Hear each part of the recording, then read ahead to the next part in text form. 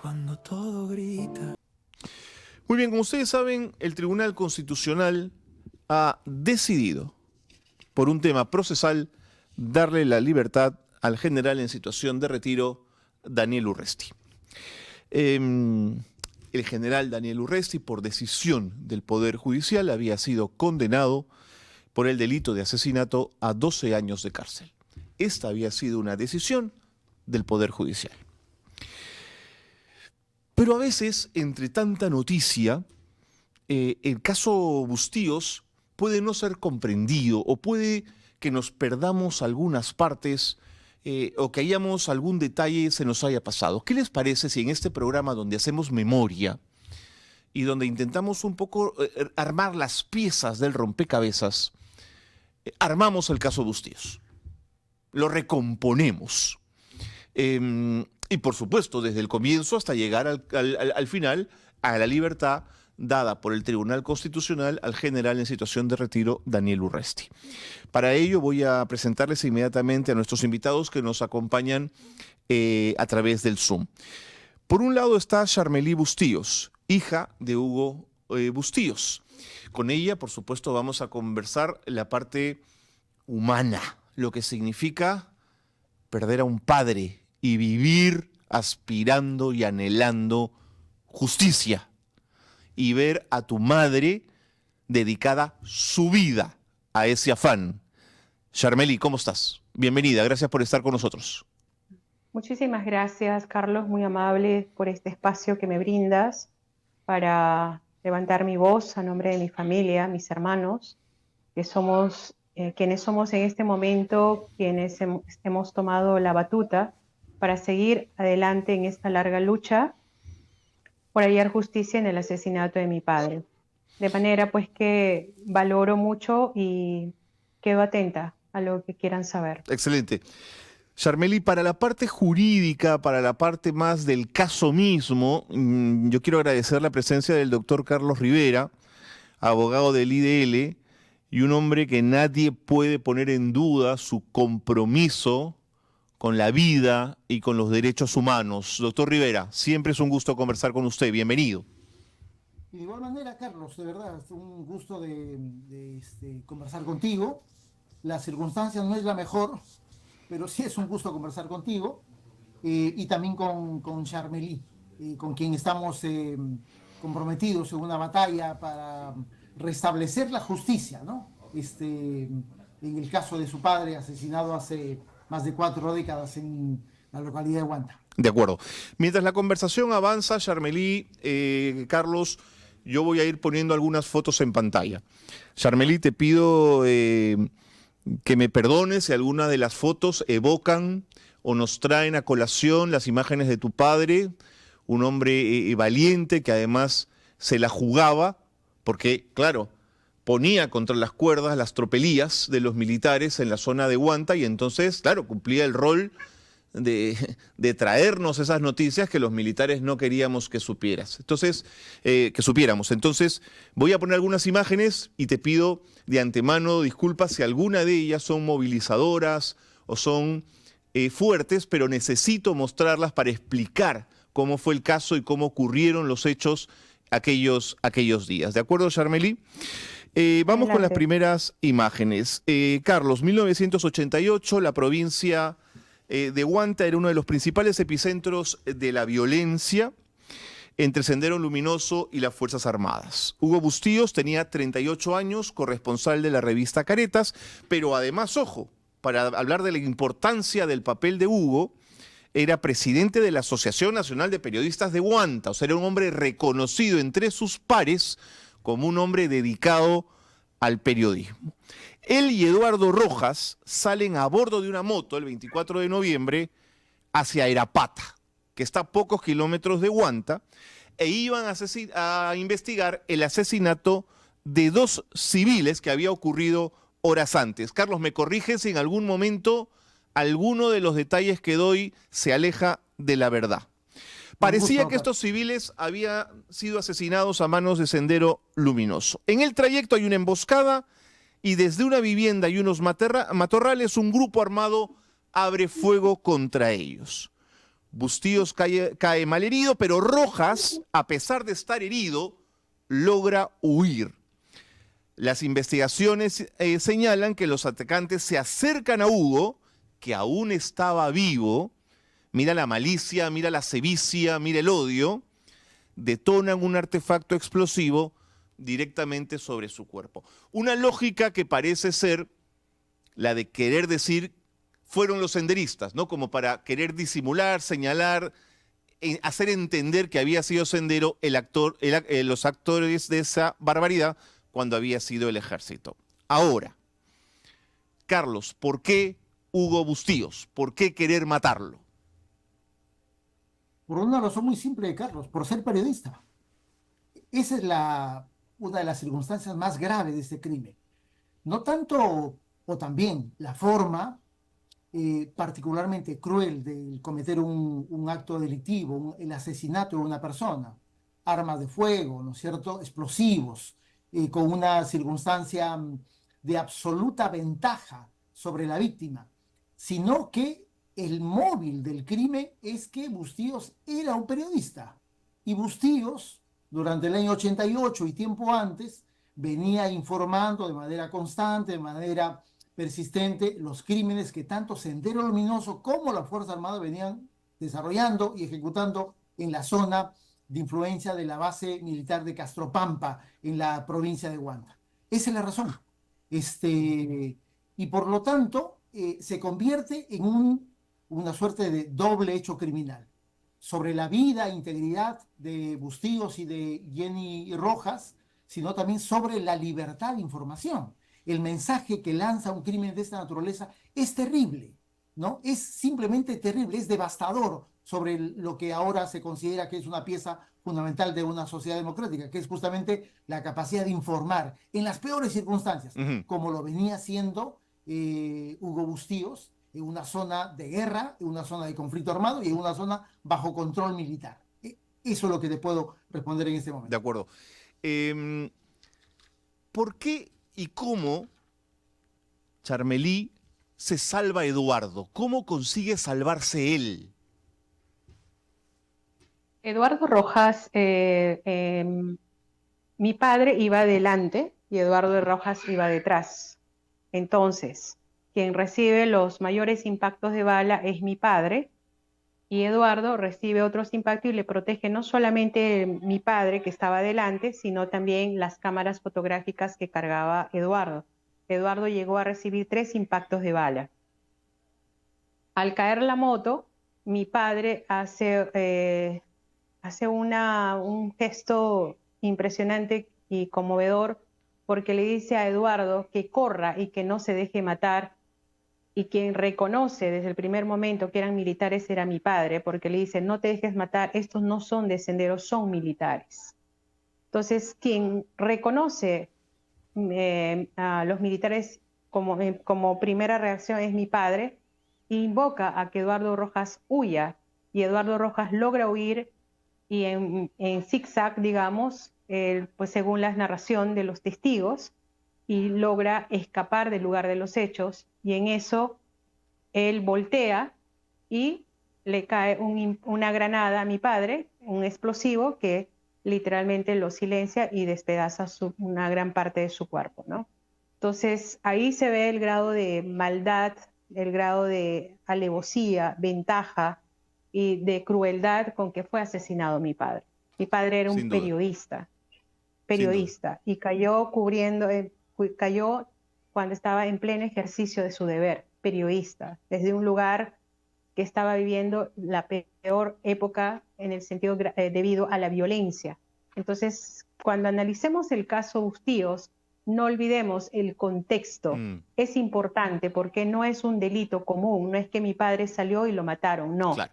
Hubo toda una planificación, hubo toda una especie de una planificación para que fuese asesinado. De acuerdo. Entonces, este tipo de situaciones o este tipo de crímenes no puede pasar pues por encima de, ¿cómo se dice?, estrategias legales que ahora nos confrontan nuevamente de manera dolorosa, sobre todo a nosotros la familia, porque mi padre era un periodista, no era Vamos a otra llegar a cosa. ello. Vamos a llegar al tema de las Así es. estrategias legales. No quiero que me gane el tiempo. Carlos, ¿cómo funciona la parte legal inmediatamente? ¿Qué fiscalía toma el caso y cómo comienza a evolucionar la parte legal? Mira, como ocurrieron en muchas circunstancias, en muchos hechos, son los fiscales provinciales de Huanta y Ayacucho los que toman conocimiento de los hechos, y avanzan algo en el curso de las investigaciones. Pero a la vez se inicia una investigación también en el foro militar, Claro, claro. ¿cierto? Que determina una suerte de sustracción de competencias. Pero esas investigaciones son decisivas, las del Ministerio Público en la zona de Ayacucho son decisivas para justamente revelar posteriormente la identidad de los perpetradores. Me refiero a la Vera, como el primer grupo de personas que es identificado y juzgado hacia la década del 2010 en la Sala Penal Nacional, ¿no es cierto? Víctor Eh, Lavera Hernández, Javier, conocido como Javier Landa. Exactamente, Así Víctor es. Lavera, que era el comandante de la base contrasubversiva de Claro, Castropán. así es. ¿Ok? Él es el que asume el mando, el que emite las órdenes, y debajo de él, siendo una base contrasubversiva, o un batallón contrasubversivo, tiene un estado mayor, un pequeño estado mayor. Uno de los integrantes de ese pequeño estado mayor es el entonces capitán Daniel Urresti Helera, como S2, es decir, como el oficial de la sección de inteligencia del batallón contrasubversivo. Esa es la forma como más o menos se va organizando en términos de la estructura militar de ese entonces, ¿no? Carlos, Lo que se perdóname, identifica pero también primero es al también hay jefe. un capitán Amador Vidal, alias Ojos de También, Gato. exactamente, sí, efectivamente, es uno de los otros identificados. Ok, Me parece que él era el encargado de operaciones del batallón de acuerdo. contrasubversivo. Por lo tanto, se va identificando a los jefes del batallón contrasubversivo, ¿no? Hay un primer juicio y hay una primera determinación de responsabilidad, es el año 2012-2013, que involucra justamente a Vidal, Sanbento y La Vera Hernández. Es una sentencia del Poder Judicial que luego también es confirmada por la propia Corte Suprema de Justicia, ¿no? Y posteriormente, ¿no es cierto?, hay una información que proviene de los propios elementos militares que dan cuenta que en el curso de la operación contra el periodista Bustíos se ha producido la intervención de otras personas. Uno de ellos, el famoso S2, el señor Daniel Urresti. Es ese momento en el que es identificado y se abre un segundo proceso judicial, que es el que culminó el año 23 y cuya sentencia fue confirmada el año 24 por la Corte Suprema de Justicia. Ahora, mientras esto va ocurriendo en la parte judicial, Charmelí, cuéntame mientras tanto qué hacía tu madre, cómo vivía este proceso, cómo se vivía en casa este asunto, porque claro, hay muchísimo dolor, pero hay que sacar a los chicos adelante, la vida tiene que continuar, pero este proceso pide justicia y mucha rabia. ¿Cómo era esto en casa, Charmelí? Carlos, no fue nada fácil. Mi madre queda viuda a los 36 años con 4 hijos, todos en edad escolar. Yo soy la hija mayor, en ese momento tenía 14 años, y el último de mis hermanos, Hugo, tenía 8 años. En ese contexto se nos hizo todo cuesta arriba porque mi padre era cabeza de familia. Prácticamente él tenía con mi madre un proyecto de vida, un proyecto familiar que literalmente quedó hecho pedazos.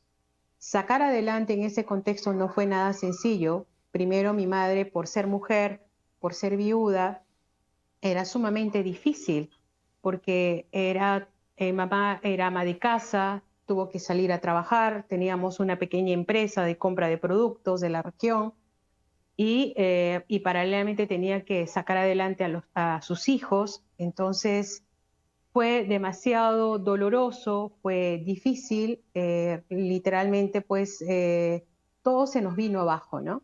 Y paralelamente esa exigencia de buscar justicia, porque mi padre fue cruelmente asesinado, tampoco fue fácil, porque desde el primer momento que mi padre es asesinado, tanto los testigos como las investigaciones de parte de los jueces y todos empiezan a ser amedrentados.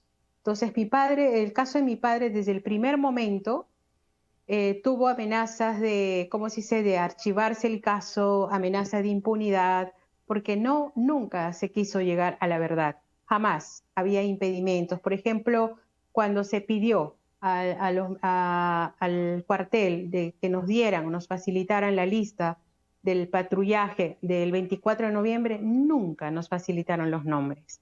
Nosotros logramos saber la identidad de los responsables del asesinato de mi padre es por una investigación de la revista Caretas, que logra identificar. A todas estas, los militares en las zonas de emergencia actuaban con seudónimos, Claro, nunca hay que olvidar eso tampoco. claro. Entonces, hasta que tú no tengas un nombre real, un nombre que corresponde, pues, cómo investigas, cómo logras avanzar en una investigación, prácticamente pues se cerraban todos los caminos y pese a eso se logró avanzar y tan es así que tenemos los años que tenemos luchando por hallar justicia y que hasta ahora no termina, ¿no? De acuerdo. Tremendo lo que nos cuentas, Charmely. Ahora, ya habiendo decretado el Poder Judicial cárcel para Laver Hernández, para Vidal Sambento, estando en prisión, Vidal Sambento rompe el silencio e implica a Urresti, Carlos. Así Y es. aquí comienza otra etapa del proceso. Cuéntame esta etapa, por favor, y bien empieza el proceso Urresti. Sí, sí, sí. O sea, Exactamente, sí, empieza. esta imputación contra Urresti no surge de una ONG, no surge de la familia, surge de los propios Así es. militares, que ya estaban sancionados. Ese dato es muy importante. Y Así justamente ese elemento de información es el que le da validez a la propia información y determina que el Ministerio Público abra un segundo proceso, formule una nueva denuncia y se inicie un segundo proceso judicial, ¿no? Contra el señor Urresti Helera. Y ese proceso es un proceso en el que se imputa el mismo hecho, el asesinato a mansalva del señor Hugo Bustíos y el atentado contra la vida del señor Rojas, ¿no? Y ese proceso dura largos años. Hacia el año 17-18 se produce una primera sentencia absolutoria que es anulada por la Corte Suprema justamente por una indebida valoración de la prueba que se había actuado durante muchos años del primer juicio oral, y la Corte Suprema ordena un segundo nuevo juicio por otro tribunal. Ese segundo nuevo juicio se inicia hacia el año 21, ¿no es cierto? Y dura hasta mediados del año 23. Así es. El año 23, la tercera sala penal liquidadora, que es el nuevo tribunal de juzgamiento, emite una sentencia condenatoria. Es una sentencia bastante bien desarrollada, lo suficientemente valorada en términos de todos los elementos de convicción y de prueba que se habían actuado durante por lo menos 24 meses de juicio, y determina la responsabilidad penal de Urresti y lo condena a 12 años. Pero Carlos, no quiero que se me pasen detalles, pero es que no solo acusa a Vidal Sambento, hay una testigo, Isabel Rodríguez Chipana, que vivía cerca del lugar de la emboscada, que declaró haber visto a Urresti y a otros militares disparar contra Bustíos, pero además que Urresti abusó sexualmente de ella. O sea, no quiero que eso se me pase porque forma parte también de los actuados en el caso, Carlos. No te escucho, tu micrófono, por favor. Ni perdones. En un segundo juicio puede ocurrir dos cosas, Carlos. Uno es de que la cantidad de prueba que has utilizado en el primero se termine de diluir. Claro. Pero también es posible que se incorporen nuevos elementos de información y nuevos testigos o nuevas pruebas. Eso ocurrió en el caso Urresti, ¿no es cierto? Y es ahí donde aparece el testimonio de la señora Rodríguez Chipana, que se termina de convertir en un testimonio revelador, y súper útil, que es utilizado por el tribunal, ¿no es cierto? Pero no es solamente su testimonio lo que determina la responsabilidad penal de Urresti en la valoración que hace el tribunal, sino el conjunto del resto de evidencia que ya venía siendo, de alguna manera, utilizada inclusive desde el primer juicio. Me refiero a los elementos contextuales, me refiero a la cadena de mando, a las responsabilidades, al rol funcional de los jefes del batallón contrasubversivo de Castropampa. Por lo tanto, toda esa información le permite construir al tribunal de la tercera sala penal liquidadora la responsabilidad del señor Urresti, ¿no es cierto? Y eso es lo que al poco tiempo, el año 24, es terminado de confirmar por la Corte Suprema de Justicia, señalando de que efectivamente el tribunal ha cumplido con los estándares más elevados, más rigurosos de valoración de prueba que un tribunal penal puede utilizar en un caso tan complejo y tan crítico como el que había juzgado el año 23, ¿no? Entonces, no lo dice Margarita Patiño, esposa de Hugo Bustíos, no lo dice Charmelí la hija, no lo dice Carlos Rivera del IDL, no lo dice Carlos Cornejo de la República, lo dice la Corte Suprema de Justicia del Perú, que Urresti, en su rol de jefe de inteligencia S2 de la base Castropampa, era coautor del delito de asesinato con gran crueldad y alevosía contra Hugo Bustíos. Carlos, no admite duda. No, la Suprema nunca duda de la legalidad de la sentencia emitida por el Tribunal de la Tercera Sala Penal Liquidadora.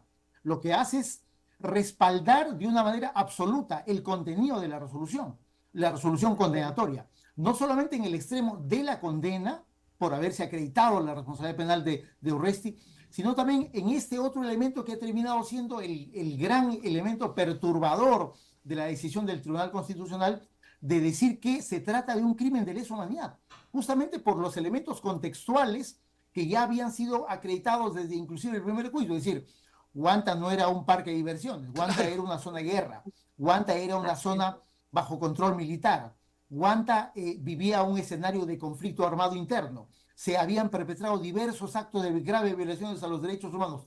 Todos esos elementos, de acuerdo al derecho internacional, ayudan a calificar complementariamente un crimen como el asesinato como un crimen de lesa humanidad. Eso hace el tribunal. De acuerdo. Pero además, Carlos, la Suprema, permíteme solamente unos segundos, la Suprema incorpora otro elemento que es realmente notable. La Suprema dice, mira, en realidad acá no interesa que esto pueda ser calificado como un crimen de lesa humanidad. Así es. Dice que además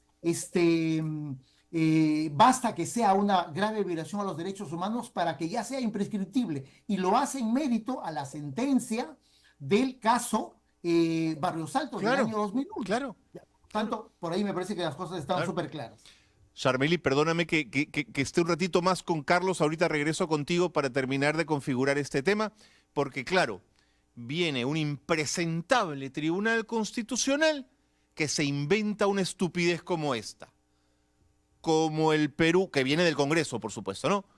Como el Perú no había firmado en 1988 el Estatuto de Roma, ¿no es cierto? Entonces no aplica la prescripción de los casos de derechos humanos anteriores a la firma del Tratado de Roma, Carlos. Cuando los juicios de Nuremberg, por favor, y todos los tratados internacionales en materia de derechos humanos, y hablaban de que los delitos de derechos humanos no prescriben.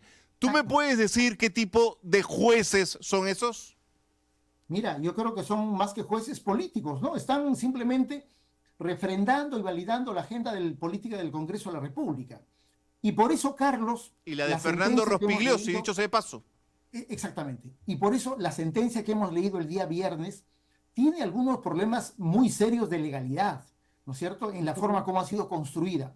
Un primer asunto que te diría, la sentencia parte de una premisa falsa.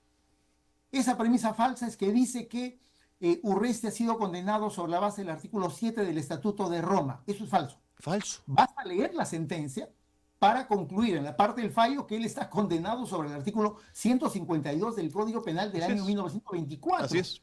Y si bien es cierto, se menciona el artículo 7 en la fundamentación de por qué se considera algunos hechos como crimen de lesa humanidad, pero en realidad todas las sentencias, o la mayoría de sentencias en el Perú, mencionan ese artículo. ¿Por qué razón? Porque el Estatuto de Roma es un punto importante en el desarrollo del derecho penal internacional, porque es el primer momento en el que se positiviza, se tipifica los delitos de lesa humanidad. Pero el tribunal no está diciendo, lo estoy condenando por ese artículo. Por lo tanto, simplemente grosero lo que hace el TC. Imputa un hecho falso y sobre esa base dice, mira, como no es crimen de lesa humanidad, por lo tanto le voy a aplicar las reglas de prescripción. ¿Ya? Y termina de desdibujar un fallo judicial bajo una posición absolutamente negacionista, de desconocimiento, yo diría absolutamente impresionante de lo que es el contenido del derecho internacional. No, una vergüenza, una vergüenza. es vergonzoso, es vergonzoso. Pero Charmelí. además, Carlos, hay otro asunto que creo que es, no sé si más grave. En diciembre, el TC resolvió esta acción de inconstitucionalidad que supuestamente dijo que la ley 32.107 era constitucional. De acuerdo. Tengo mis reparos de que eso sea así, por una declaración de la propia señora Pacheco. Pero en esa sentencia, el TC establece una regla y dice, mira, dado de que en los años 90 se han producido circunstancias excepcionales, se refiere a las leyes de amnistía, que han impedido la investigación o juzgamiento de algunos crímenes, vamos a establecer un plazo de suspensión de la prescripción. Ese plazo de suspensión, dice el TC, va a durar hasta enero del 2002, cuando el Foro Militar emite resoluciones anulando todas las decisiones que habían favorecido a los militares. Por lo tanto, todos estábamos considerando que esa era una regla del TC. Ahora se desmarca de esa regla y dice que no, que esa regla ya no se aplica en el caso Urresti. Tremendo. ¿No? O sea, Carlos, de verdad... nos queda poquísimo tiempo, pero ha sido sumamente claro. Charmelí, me tengo que ir, pero quiero decirte una cosa. Pienso en Margarita, pienso en tu madre, pienso en ustedes y digo, es como volver a empezar, es como seguir, tener que empezar de nuevo toda la lucha, es como ser revictimizado de nuevo, es como otra vez tener que seguir bregando en algo que uno podía haber sentido que ya había terminado, Charmelí. Sí. Literalmente, Carlos, nosotros, o sea, hay algo que nos duele, es que literalmente no nos dejan vivir en paz. Nosotros como familia tenemos todo el derecho de cerrar nuestro duelo, pero con estos actos de injusticia, de impunidad, de toda esta vergüenza que se viene viviendo en nuestro país, de toda esta nube gris que realmente oscurece nuestro futuro, es doloroso tener que estar enfrentando nuevamente este tipo de situaciones ilegales, inconstitucionales, y que no haya así, ni siquiera un ápice de reconocimiento a la familia, a su lucha, y esto es un gran retroceso. Mi familia mi familia logra justicia 34 años después, Carlos. 34 años después. Y nuevamente este año se van a cumplir 38 años del asesinato de mi padre. ¿Cuánto más nos van a castigar o torturar o seguir abriendo nuestra herida? ¿Cuánto más tenemos que soportar? Si la sentencia es contundente, si la sentencia ha sido reconfirmada, si la sentencia está ahí. Estamos hablando de una sentencia, Carlos, de más de 300 páginas. No es una sentencia de 2 páginas, no, de más de 326 páginas que están debidamente argumentadas, los testigos. Hemos estado prácticamente 7 años y medio de juicio, en donde el señor Urresti ha tenido derecho a la defensa, derecho a los testigos que él ha presentado, derecho a todo. Y se le ha comprobado su participación en el asesinato de mi padre. Clarísimo. Y de verdad vivir este pronunciamiento del TC, que es una vergüenza. Bajo unas cosas, tecnicismos legales de que si prescribió o no prescribió. Cada vez que me hablan de prescripción, a mí de verdad se rompe el corazón, se quiebre el alma, porque nosotros también los familiares quisiéramos que también prescribiera el dolor, pero no es así. Eso difiere totalmente del dolor, de los temas legales. Para el caso legal, mi padre es un caso más. Para nosotros es nuestro padre, nuestro soporte, nuestro maestro, nuestro guía. Entonces, y todavía conocemos ese veredicto, esa sentencia, cuando es cumpleaños de mi padre, 20 de febrero, cumpleaños en un día que estábamos muy movidos, y de pronto nos llega eso, ¿y qué pasó acá? Ni siquiera tenemos derecho a estar con nuestros recuerdos, con todo esto, porque mi padre nos dejó pequeños. Entonces nos han privado de él 38 años que pudimos hacer toda una vida, pero no lo tenemos. La última foto de mi padre es cuando éramos pequeños, cuando éramos niños, tenía 14 años y mi último hermano tenía 8 años. Entonces, cuando se despoja del lado humano, pierde todo sentido, y ahí se pierde absolutamente todo, ¿no? Charmelí, solamente puedo decir que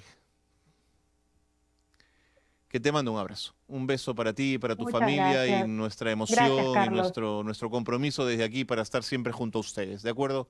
Siempre contigo Muchas y con gracias, todas las Carlos. víctimas del conflicto armado interno. Muchísimas gracias por habernos acompañado. Gracias. Gracias, de Muchas verdad. gracias, Carlos. Y gracias, Gracias, Carlos, también por gracias. habernos acompañado. Un abrazo. Gracias. Gracias. Ya lo vieron. Escucha, hay cosas que no pueden perderse en